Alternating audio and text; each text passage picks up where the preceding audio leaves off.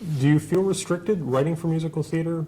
From what you've been saying, do you wish? Oh boy, that's a hard question. As you know, I don't like opera, but I have a feeling that I wish I did, because I'll tell you something, it's much more satisfying and easier to write something like Passion than it is to write something like Merrily We Roll On.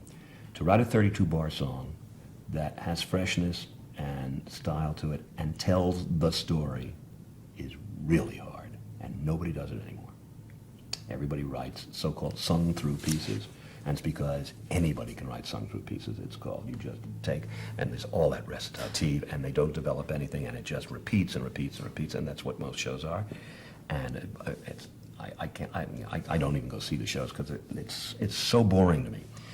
But it's really hard to write a song, and nobody writes songs anymore in the musical theater.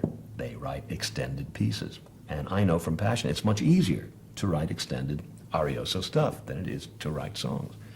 And do you have more pride in Merrily then, in a sense, as a musical accomplishment? I don't want to compare, because I'm very proud of Passion. But yeah, I'm very, very pleased. Merrily was the hardest score I ever had to write.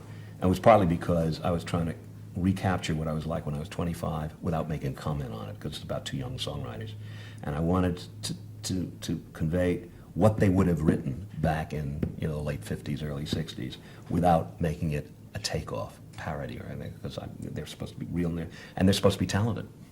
And it was pushing a pea up the hill with a nose. I mean, it was really, really hard. And what I like about it is it sounds effortless to me. I listen to that score now. It just sounds like a nice score. And I know what went into it, and it tells the story in 32-bar songs. I see why opera composers had a good time. It's much easier. What about non-vocal music? I haven't written enough to have any wisdom on that. The desire. Oh yeah, well yeah, ballet. I would love to write ballet music, because I'm square enough, so I like I like Dance of the Hours. You know what I mean? And when I first played my music for Jerry Robbins, he said I ought to be writing ballet, that I wrote dance music. It never occurred to me, but he's right. If I wrote any concert music, it would be ballet.